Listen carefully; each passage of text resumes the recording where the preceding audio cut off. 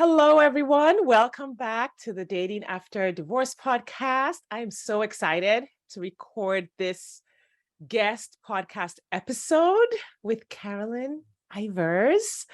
Karilyn is a former client.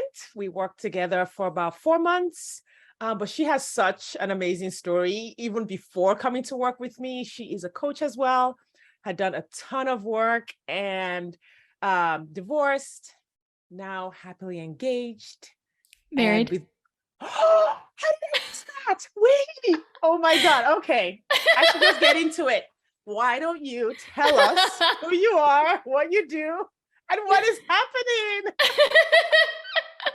Maybe the best part about the story is just how quickly things have happened this year. It's Yes. I was blown about to my say, mind. I was like engaged, and then I was like, oh, should I talk about the big news? And it's like, oh no, it's like it's out of my hands now. So good. All right. Introduce yourself to the audience. Let them know all about you. Yes, my name is Karilyn Ivers Tracy. Update. I am a life coach. I work with partners of those who are struggling with addiction, and that's sort of my background. That wasn't part of my marriage or divorce, but it was the relationship that happened right after that. And so that was about 4 years ago, got divorced 4 years ago. And so that threw me into this insane personal development journey.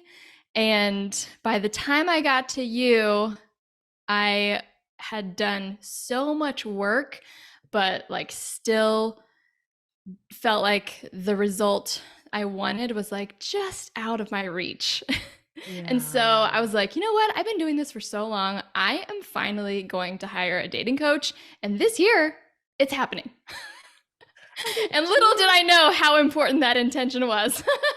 Yeah, so good. So let's talk a little bit of kind of like about the divorce. So you got divorced 4 years ago. How long were you married, and what was that journey like? Yeah. So I got married when I was 20 years old. We started dating when I was 17, and we were married for 10 years. And it was one of those where like everyone thought we had the best marriage. And maybe even he and I thought we did too, because we never really fought. And if we did, it was over very quickly. We both moved on very fast. Little did I didn't know this at the time, but not ever fighting is a sign of like, so one of you is lying about what you want in life. Like if you're never having conflict, that means one of you is, or both.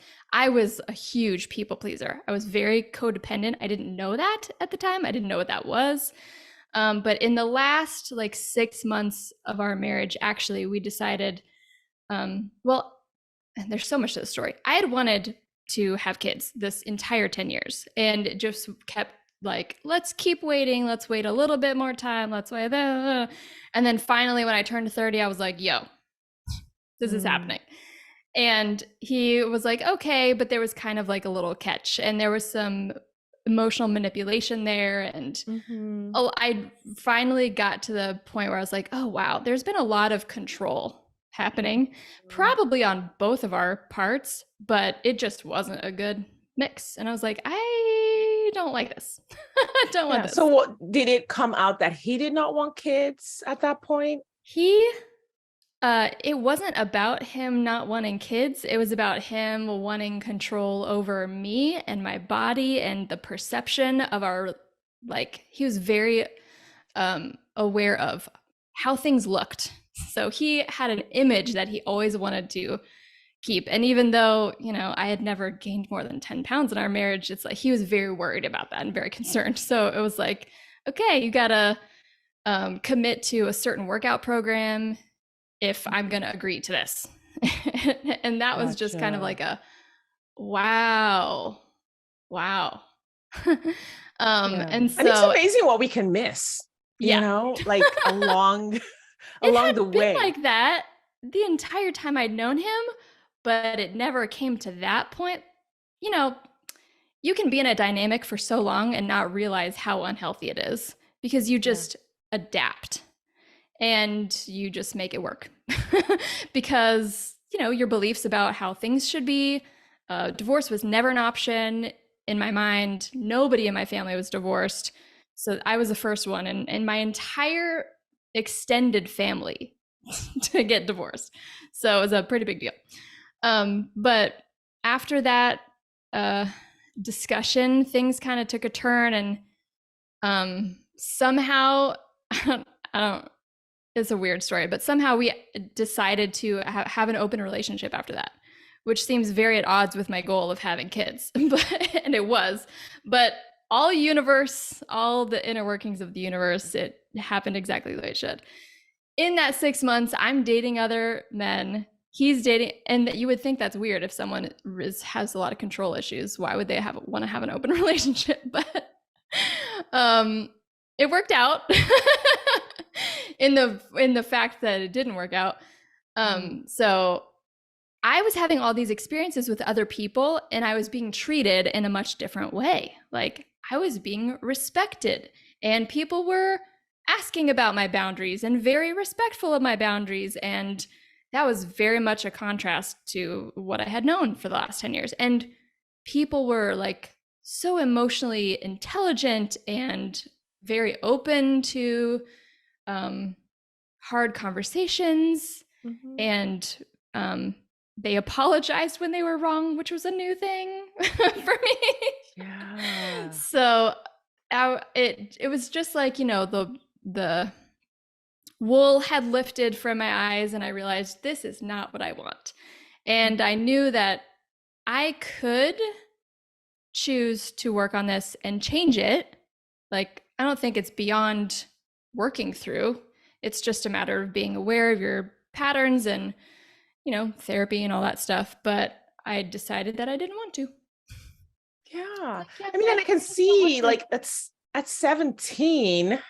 Yeah. I mean, it's just really hard to know all. Like, we live in a culture, and I think this is a global culture. I don't know that there's any culture where, mental health and personality disorders and healthy relationships are discussed openly when you're a teenager in your early 20s. Nope, not at all. So, so without that education at 17, you picked a partner and you were just in that, I guess, bubble with him for 13 years. Yep. Yeah. You just didn't know what you didn't know. Exactly. Yeah. So that was a huge realization. And so it was my decision. He absolutely did not want to get divorced, which makes it, he wanted to close the relationship again and do therapy and all that stuff. And I was like, I think it's too little too late for that. I'm not interested in this dynamic anymore. And I don't even want to work on it. And I allowed myself to, like, that was a good enough reason, because I don't want to. Yes, it is. Yeah. And I know that's shocking. I know there was a time when that would have been shocking to me, to be like, yeah, you just get to do what you want to do for you. And if what you choose is to abide by certain rules or values that you have chosen, the key is, did you choose them? Are you choosing this thing that you believe in, or that you want to adhere to, or that you want to work through? And I think that's where freedom really comes in. It's not that whether or not you decided to stay or you decided to leave, is that you chose for you, and you exercised your own right and your own freedom to make that decision for yourself. Yeah. And in that dynamic, I can say, if we had had children at that point, I absolutely would have stayed and worked through that, just because that's my personal value of what I want for my kids.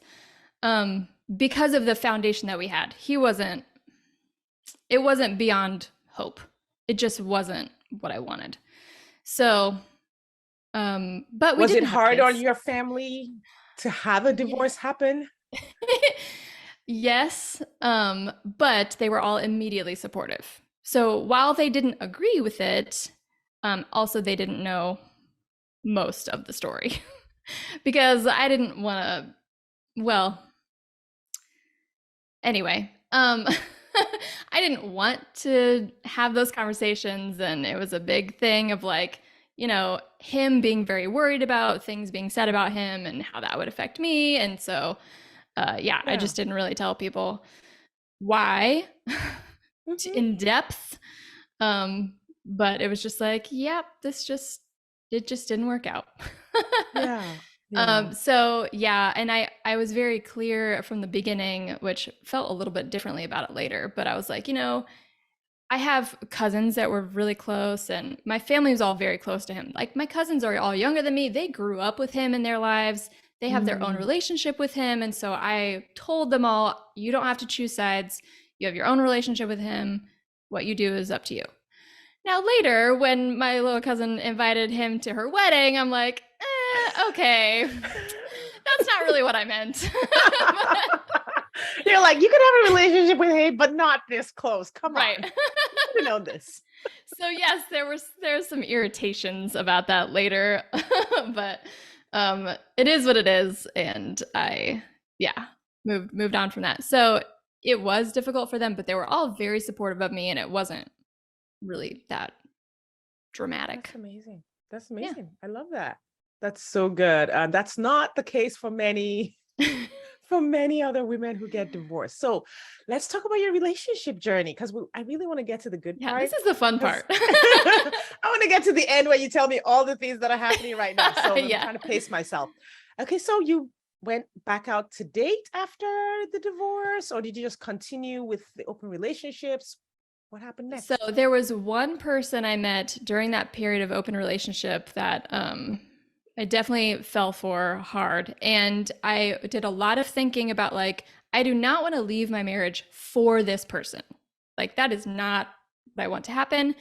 So I made the decision, like, even if this person and I broke up tomorrow, I would still want a divorce. And I had to be very clear with myself about that. It's not about the other person. It is really about our dynamic, and that's not what I want. So, but I did keep dating that person, and it was very important to my life story that I did that. So I don't regret that at all. Because he was the one who struggled with addiction. And that is what propelled me into changing my whole life career to be a life coach.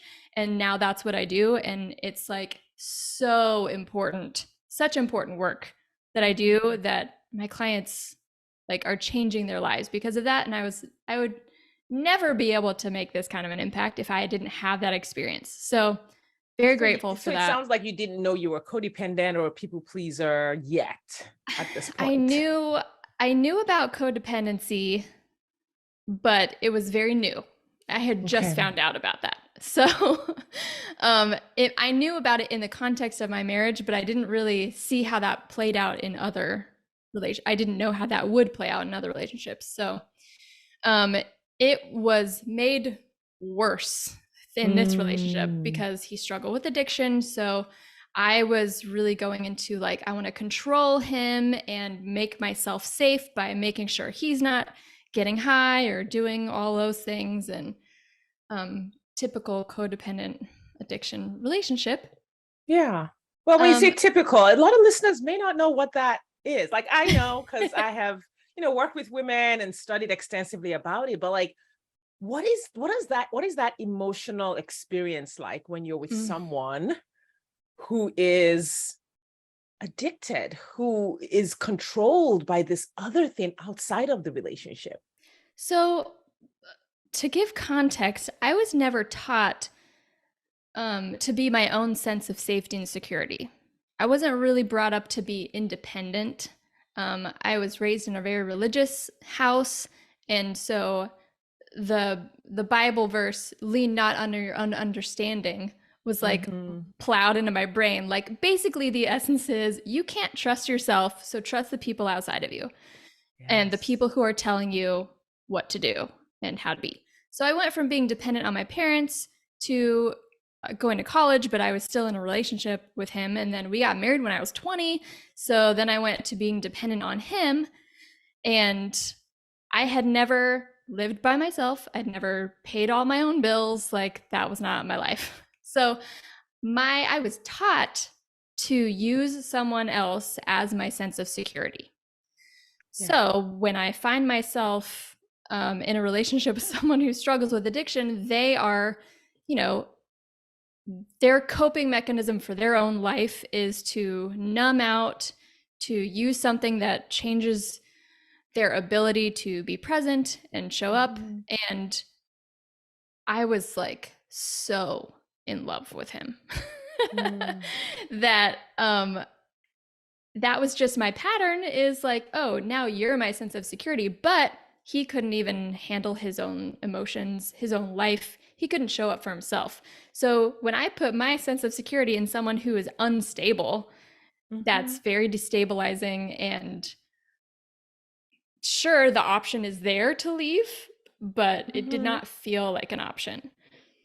Yeah. And that's what my clients love that I can relate to, is it does not feel like a choice. It feels like you are literally attached to this other person and you cannot let them go.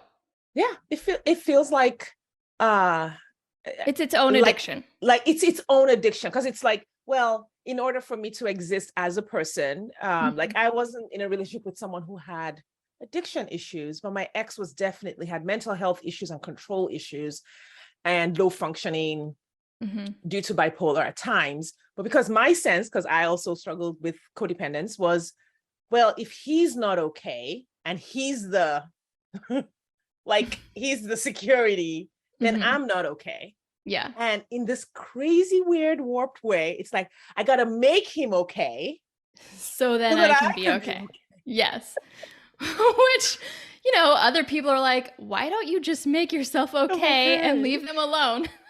Like, you don't understand. Yeah, Like, that's he not has how to our be brains were okay. wired. Yes. Yeah. So it's just how I was, yeah, how my brain was literally taught to function, was in Mhm. that way. And it Yeah. wasn't meant to be in that dysfunctional way, but that's certainly how it showed up in my life. So Yeah. Yeah. So how did at what point did you realize, okay, I need to do something different? Like, this isn't working and I need to after change. like the umpteenth relapse, and his drug of choice was heroin and then meth. And then, very common when people are using meth, they also have a lot of sexual compulsions. So he was getting his meth from sex workers and then sleeping with Mm. them. And that was his relapse. It wasn't just like drinking, Mhm. it was, knife to the heart every time. But my Yeah. brain was still thinking, and there's also this whole thing around addiction is a disease and they have no choice. And so I was like, oh, well, I have to stand by him and help him and take care of him. And if anyone out here is listening to this, go read the book, The Freedom Model of Addiction. And there's some helpful insights there. But anyway, that was my view of it. So I was like, finally got to the point where I either have to leave or I have to stop trying to control him and get help for myself, like go to therapy or get a coach or something. And I Mhm. just was not ready to leave, which again sounds crazy from the outside point of view, but this Yeah. is the experience of so many people, Yeah. and all of my clients have the same experience. So I hired a coach for myself, um, and learned how to stop trying to control him and just focus on my own boundaries. That was very hard, but I kept practicing at that. And then through some of that coaching, decided that I wanted to become a life coach. And so Mhm. then I started to get certified at the life coach school. And that all that work helped with my thoughts create my feelings. And I get to decide how I think about all this. And I don't need to control another person in order for me to be happy. And Mhm. started building up my self confidence and practicing boundaries. And the Could you give an example of like a moment where you had to, because I remember walking through my own recovery journey. Like I spent, my divorce took several years to finalize. So a lot of that was spent like, I did 12 steps, I did coaching, I did therapy, like I did all the things. yeah. And I remember certain moments where I was like literally holding my boundaries. Like I'm like, yeah, this is the Mm, moment. I like, do you remember any yeah. situations where you were like literally watching yourself stay Yes. within your boundaries?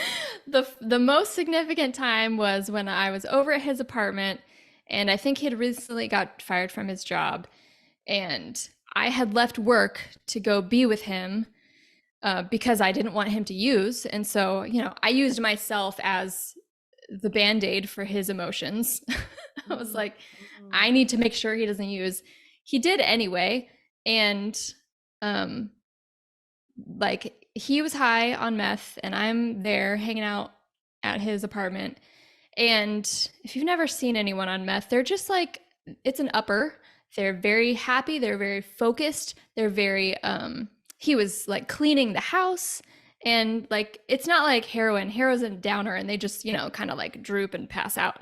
But on meth, it's like they're very oddly functional. So he's happy, joking, cleaning his apartment, getting stuff done, writing to-do lists and all this stuff. And you would think that that would be fine, but the vibe was just so off. The energy in the room was so uncomfortable for me. And I was like, Karilyn, what are you doing? Like, I'm sitting here and he was just in the bathroom shooting up meth. And it's just like, what has my life become? And it just felt so bad to me that I was like, I just have to go home. I have to go to my apartment. And so I just started to gather my things a little bit. And he looked over and he's like, are you leaving me? And I said, I just don't feel good about this. I don't feel good in this moment. I need a break. So I'm going to go home for a while. And home for me was like a mile away from his apartment. So it's not like, you know, I was leaving his life forever, but I just basically said, I need a break. And after I said that, I kind of went in the bathroom and just sat on the ground and cried. I was going to leave, but I just needed a moment to cry. And then I hear him on the phone with his insurance company inquiring about how to get assessed for addiction treatment. And I was like, damn, okay. That's not what I was trying to do.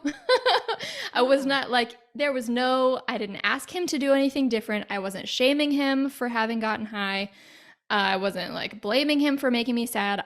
All I said was just very neutral. This doesn't feel good. I need a break. And so I was like, whoa, boundaries can feel really good. Yeah. And it's when you haven't started to set boundaries and hold them, when people say, well, they will either change or leave, it's so hard to imagine what do you mean they're just going to suddenly decide to change or leave without me telling them and making them. But this is exactly what it looks like, because energetically, in your voice, in the timbre of your voice, in the action you were taking, which was probably different from what you'd ever done. Yep. There is a message in that. Yeah. But you can't set out to send the message. Right. That cannot be the intent. And it wasn't for me. Yeah. But the funny thing is, when you let go of all that control, then sometimes you're pleasantly surprised about getting the exact thing you would have wanted. Now, that doesn't mean he stayed sober forever. And we did eventually part ways. And that was both of our decision. But that was a very important relationship for me in my life and my story. And obviously now that's what I do for a living, is help other people in that situation. But yeah, that was one of the first bound. And then in the dating process after that, I just got more clear, and it was so much easier to say no when things didn't feel good to me. And then it was weird, because then I'd date some guys that were like super nice.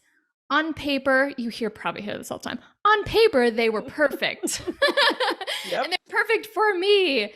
It's like, there's no reason why I shouldn't want to like fall in love with this person. But that happened several times where I just wasn't feeling it.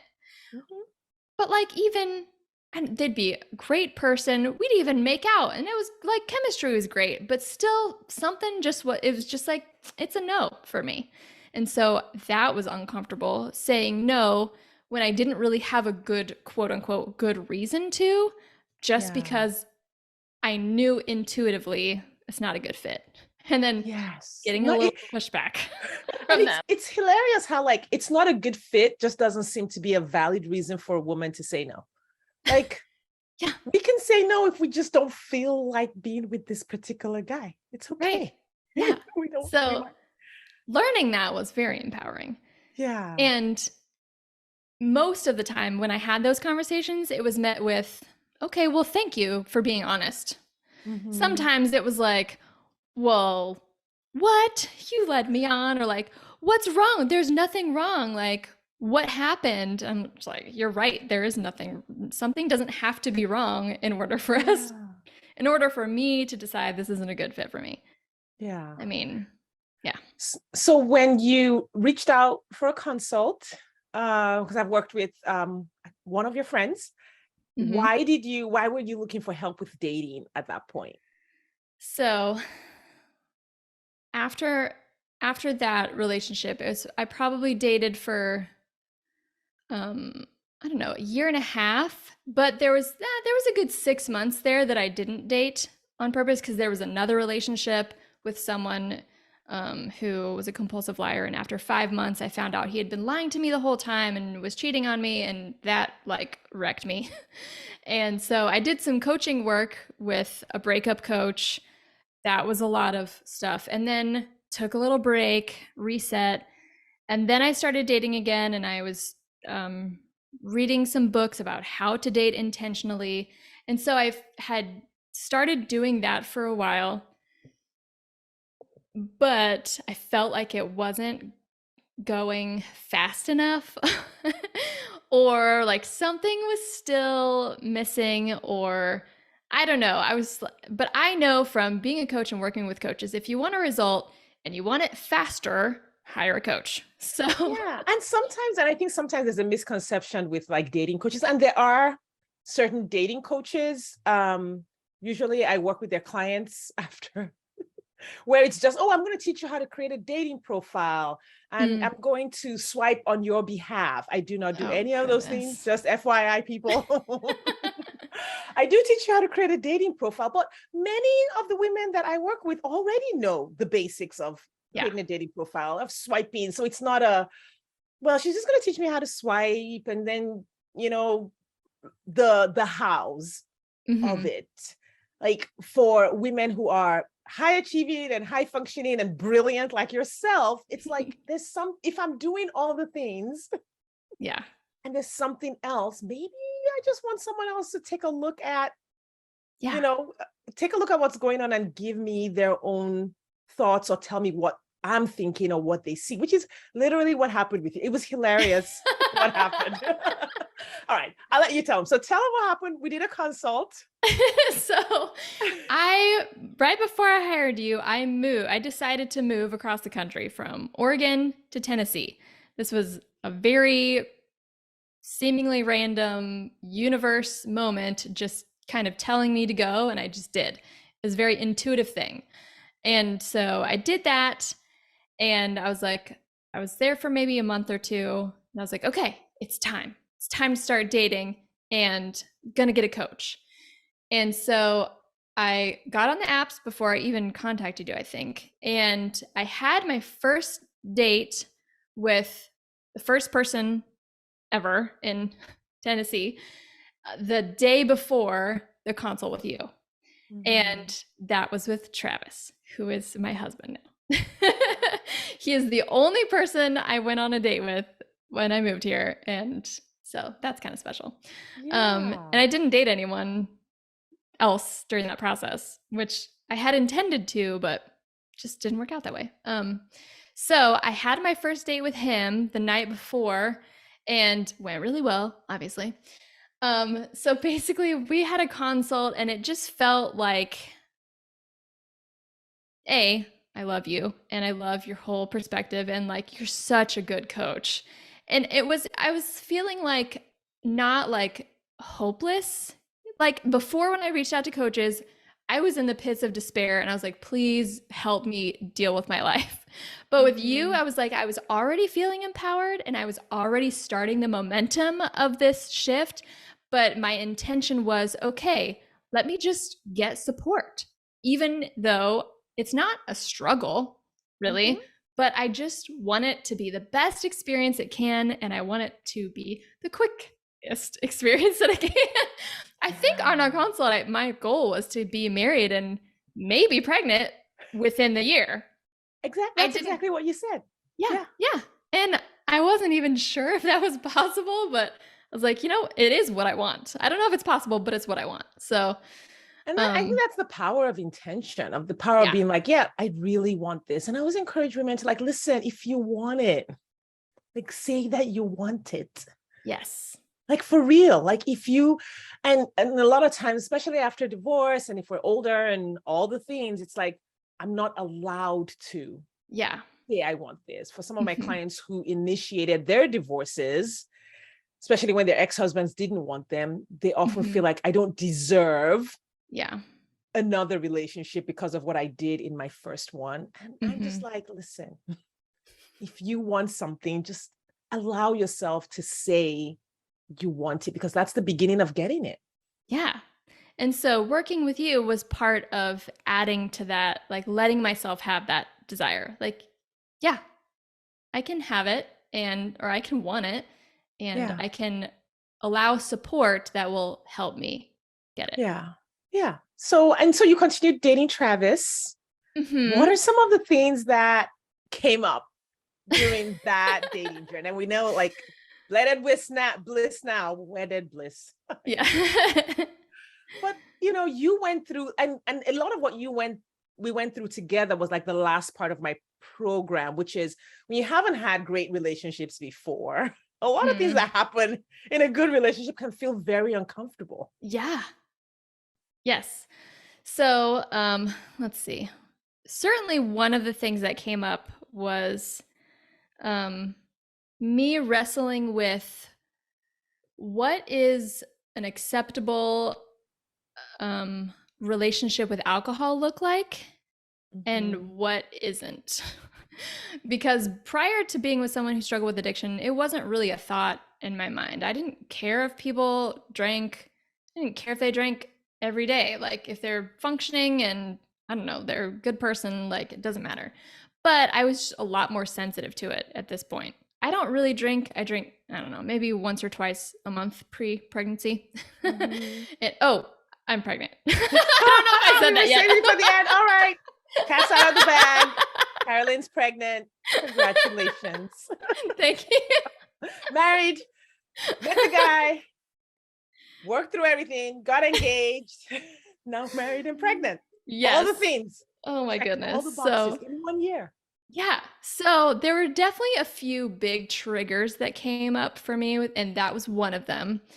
And you sort of helped me just decide like what's okay with you and what's not, because you're the only one that gets to decide that. There's no objective, this is healthy and this is not healthy, or like this is okay and this is not okay, or you should be afraid of this or you shouldn't worry about it. It was just, I just get to decide. And also I don't have to care about it. Yeah. I just don't have to make it a problem at all. Yeah. And he's just a social drinker, like just your average American male. I don't know if that's even a thing, but maybe you know what I mean. But the cliche, the stereotype. Yeah. Grab a beer with friends. Yes. Yeah. Whiskey sometimes. But anyway. So that was one big trigger. There was another one. But I was able to successfully see that I am triggered by this, and it's not because of the thing, it's because of my story and my perception. And now I don't have to worry about making the right choice. All I have to do is decide what I want to do, which was pretty important for me. Yeah.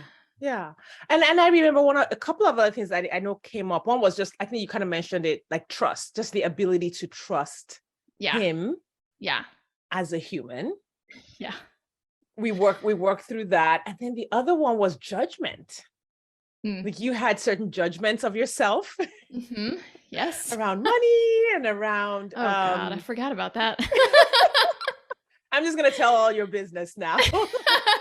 And around fitness. And to your credit, you were always aware. Like you always came to the coaching calls like, I'm feeling like he should be doing this or he should be doing that and this about him, but I'm also suspecting that this is something I'm creating. So what do you think? You know, and we would work through it. You always came super aware of your own thoughts and the way your brain worked and kind of like what your brain had a tendency to do. Yeah.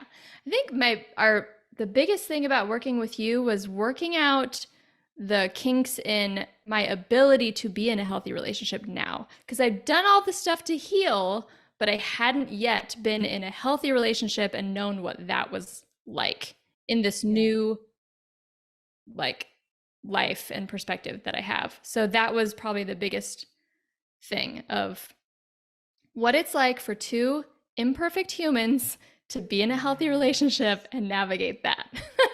Yeah. And for many of us, the hardest thing. Dysfunctional relationships, sometimes we swing all the way to the other side of the pendulum, which is like, it's got to be perfect. Yeah. If it's not perfect, then there's a problem. It's going to be terrible. It's either terrible, like abusive or addiction and all those things, or it's perfect, like the storybooks, like the pictures in the marriage books and all of those things. It's not really either one of those, because you're going to be imperfect. And one of the, you didn't have to do this because you were in a relationship kind of from the get-go.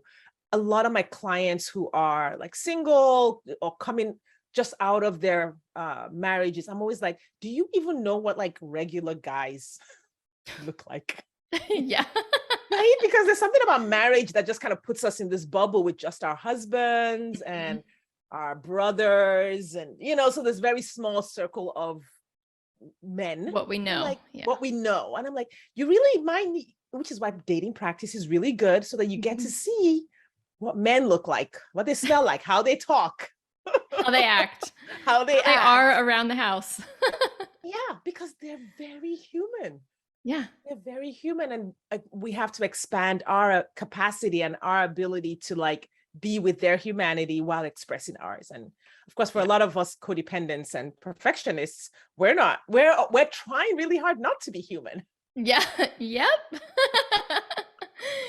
Oh yeah, that's for sure. So tell us a little bit about your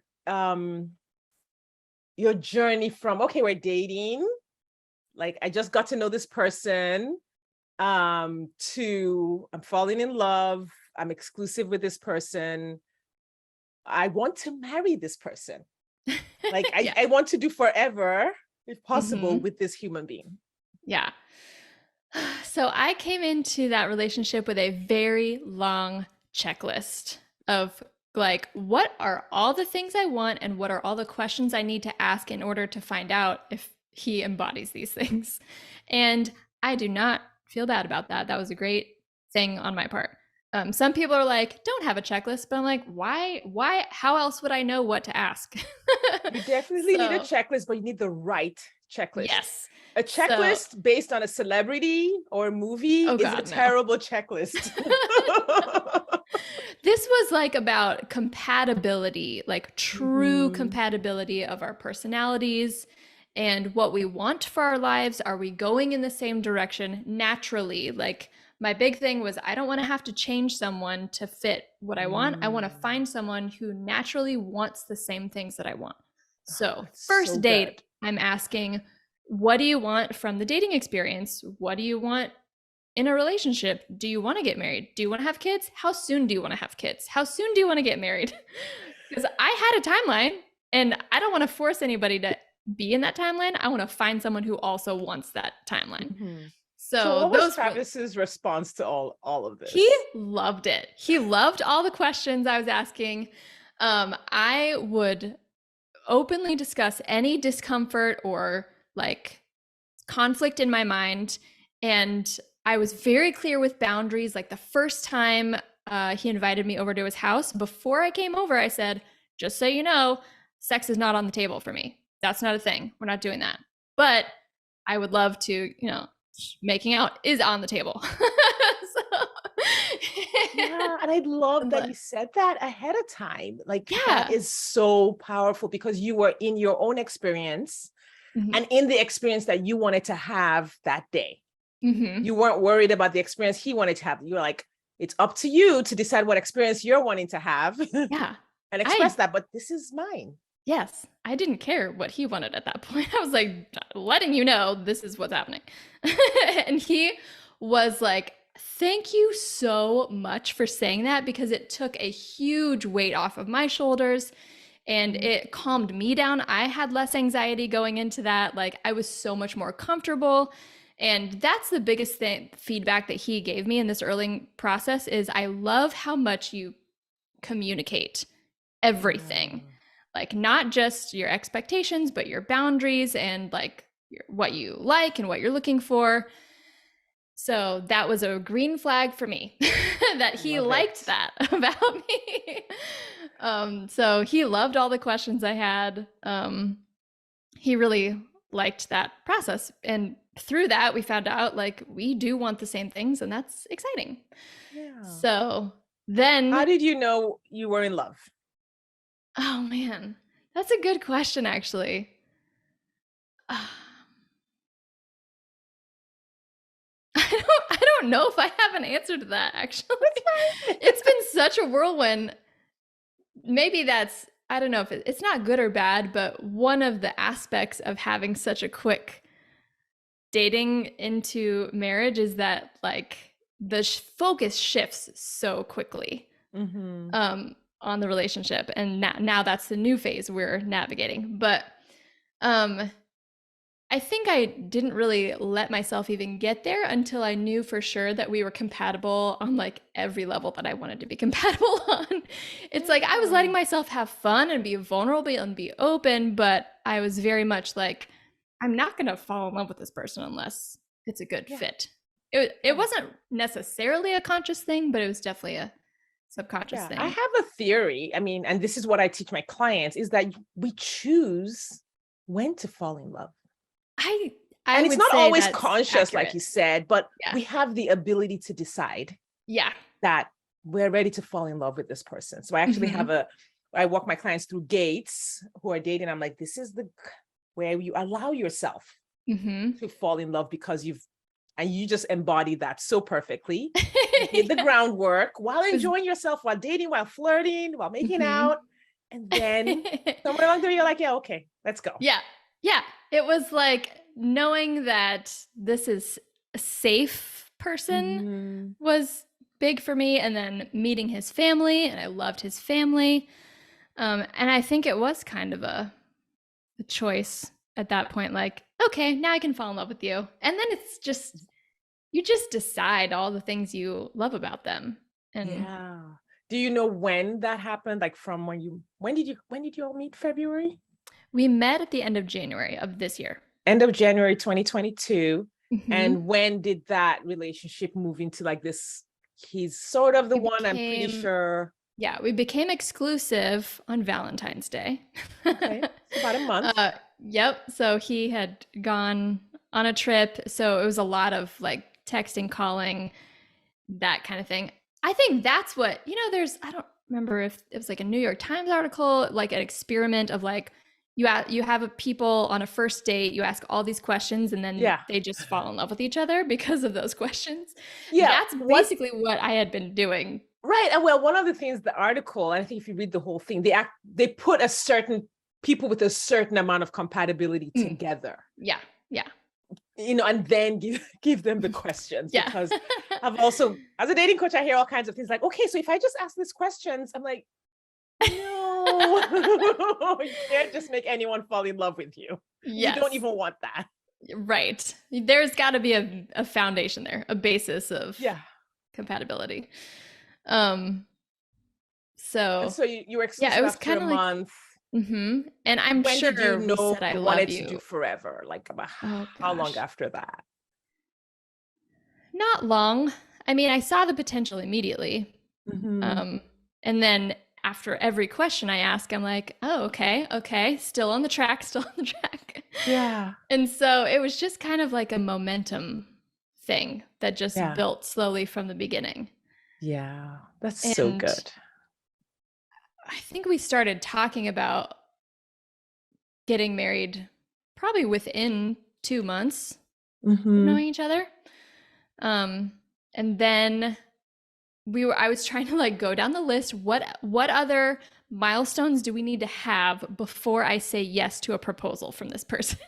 Yes. One of those was like a road trip or like some sort of trip. So I took him to my friend's wedding in Kansas. We went on a long road trip, just us. It was like, 18 hours or something.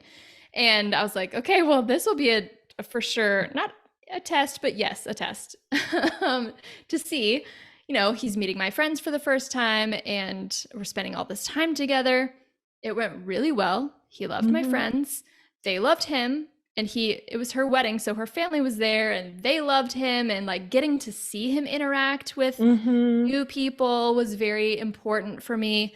How does he handle new situations that he's not comfortable in? How does he interact with people? It's basically a giant evaluation from the time I see his profile to the time I say yes to the ring. It's just, it's, you still always evaluate, but that's really what I was intentionally doing.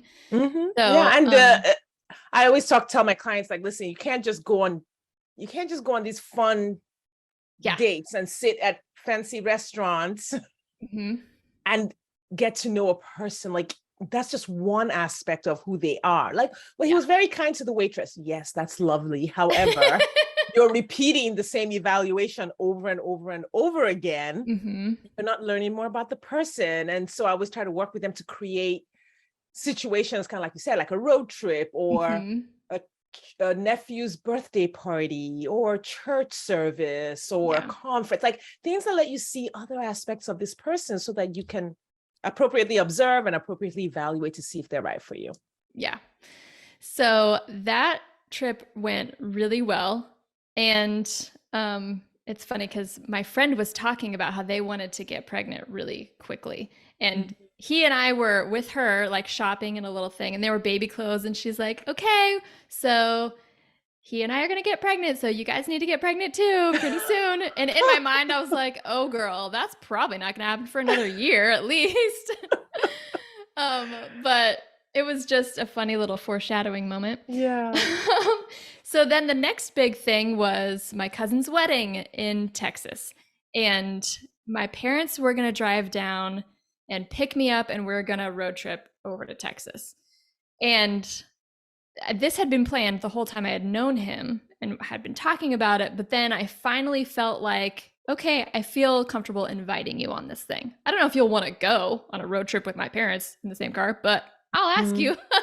So he said he'd love to. And we went on this trip, and we're in an Airbnb with my parents and my brother and his wife at my cousin's wedding. And my best friend had told me less than 2 weeks before that she was pregnant. And I was like, oh my God, that's amazing. Good job. And she's like, okay, your turn. And I was like, okay, that's not happening. But when we got down there, I had been having period cramps for the last 3 days, but my period hadn't started yet, but it was supposed to. And sorry if this is TMI, but it's okay. This is a podcast for women. Yeah. I was so preoccupied with everything happening that when we got down there, I just realized all of a sudden I'm 3 days late for my period. We should probably go get a test.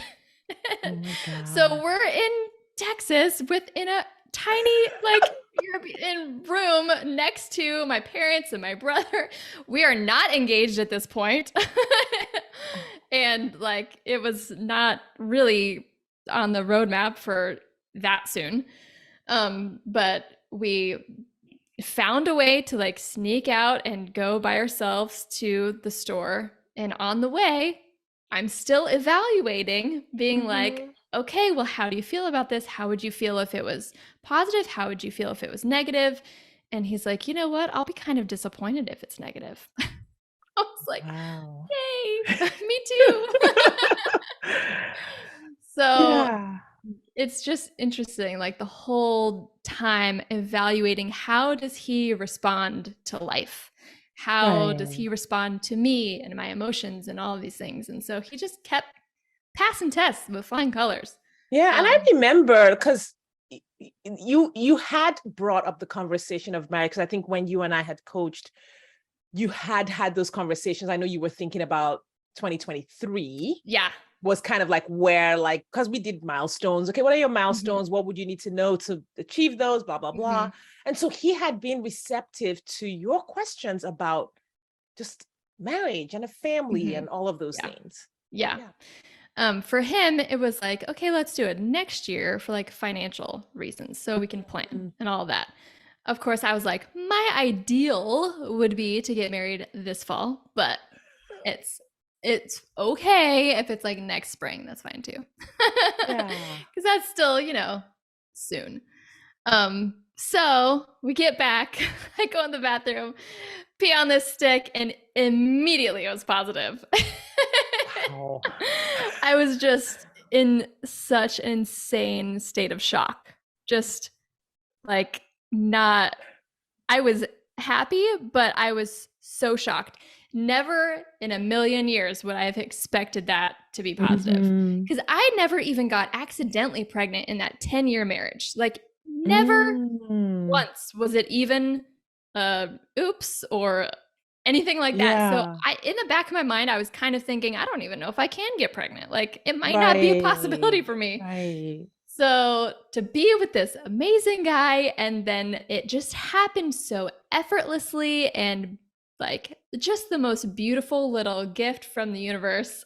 And I was like, well, I must be on the right track, because when things start to happen like that, like easy like that, it's just like, okay, I'm going down the right road. So I showed it to him and he was shocked but overjoyed. And so that was kind of the shift in everything. It was like, oh God, he met my parents for the first time 2 days before.